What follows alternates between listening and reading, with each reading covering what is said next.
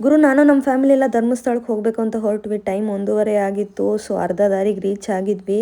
ಡ್ರೈವರನ್ನು ಒಬ್ಬರೇ ಗಾಡಿ ಓಡಿಸ್ತಿದ್ದಾರೆ ಅಂದ್ಬಿಟ್ಟು ಸ್ವಲ್ಪ ಮಾತಾಡೋಣ ಅಂದ್ಬಿಟ್ಟು ಹೋದೆ. ಕೇಳಿದೆ, ಅಣ್ಣ ಡ್ರೈವಿಂಗ್ ಲೈಫ್ ಹೆಂಗಿದೆ, ಜೀವನ ಚೆನ್ನಾಗಿದೆಯಾ ಅಂತ. ಅದಕ್ಕೆ ಅವ್ರು ಒಂದೇ ಮಾತು ಹೇಳಿದ್ದು, ನಂಗೆ ಕಷ್ಟಪಟ್ಟು ಓದಿಲ್ಲ ಅಂದರೂ ಸರಿ, ನಂಗೆ ಕಲ್ತಿರೋ ವಿದ್ಯೆ ನಂಗೆ ಕೈ ಬಿಟ್ಟಿಲ್ಲ ಅಮ್ಮ ಅಂತ ಅಂದ್ಬಿಟ್ಟು ನೈಟು 4 ಗಂಟೆ ಆದರೂ ನಮ್ಮನ್ನ ಸೇಫಾಗಿ ರೀಚ್ ಮಾಡಿಸಿದ್ರು ಈ ಡ್ರೈವರನ್ನು. ಸೊ ಅವರು ಹೇಳಿದ್ದು ನಂಗೆ ತುಂಬ ಖುಷಿ ಆಯಿತು. ಇಷ್ಟು ಜನ ನೆಮ್ಮದಿಗೆ ಮಲಗಿದ್ದಾರೆ, ಇಷ್ಟು ಜನ ಹಾಯಾಗಿ ಹೋಗ್ತಾ ಇದ್ದಾರೆ ಅಂದರೆ ಅದಕ್ಕೆ ಕಾರಣನೇ ಅವರು. ಯಾಕಂದರೆ ಅವರ ಜೀವನನೇ ಪಣಕ್ಕಿಟ್ಬಿಟ್ಟು, ಅವ್ರ ಪ್ರಾಣನೇ ಪಣಕ್ಕಿಟ್ಬಿಟ್ಟು ನಮ್ಮನ್ನ ಸೇಫಾಗಿ ಕರ್ಕೊಂಡೋಗ್ಬೇಕು ಅನ್ನೋ ಒಂದು ಕಾರಣಕ್ಕೆ ಅವ್ರು ನಿದ್ದೆನ್ಗೆ ಇಟ್ಬಿಟ್ಟು ಗಾಡಿ ಓಡಿಸ್ತಿದ್ರು.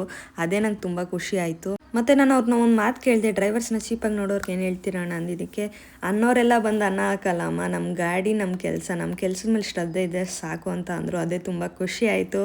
ಸೊ ಅವ್ರಿಗೆ ಥ್ಯಾಂಕ್ ಯು ಹೇಳಿ ಅವ್ರಿಗೊಂದು ಥಮ್ಸ್ ಅಪ್ ಕೊಟ್ಟು, ಸೊ ಅವ್ರನ್ನ ಖುಷಿಯಾಗಿ ಮಾತಾಡಿಸಿ, ಅವ್ರು ಖುಷಿಯಾಗಿ ಮಾತಾಡಿದೆ ಫಸ್ಟ್ ಆಫ್ ಆಲ್ ನಂಗೆ ಖುಷಿ ಆಯಿತು. Thank you so much driver ಅಣ್ಣ. ಬಂದ್ರಲ್ಲ ಗುರು ವಿಡಿಯೋನ, ಸೊ ನನಗೆ ತುಂಬ ಖುಷಿ ಆಯಿತು ಅವ್ರ ಅಣ್ಣನ ಹತ್ರ ಮಾತಾಡಿದ್ದಕ್ಕೆ. ಅವ್ರ ಕಷ್ಟನೆಲ್ಲ ಹೇಳ್ಕೊಂಡ್ರು. ಸೊ ಫುಲ್ ವೀಡಿಯೋ ಹಾಕ್ಬೋದಿತ್ತು, ಬಟ್ ನಾನು ಫುಲ್ ವೀಡಿಯೋ ಹಾಕಿಲ್ಲ ಅವ್ರು ಮಾತಾಡಿದ್ದೆಲ್ಲ. ಖುಷಿ ಆಯಿತು ಅವ್ರ ಒಟ್ಟಿನಲ್ಲಿ ಅವ್ರ ಜೊತೆ ಮಾತಾಡಿದ್ದಕ್ಕೆ.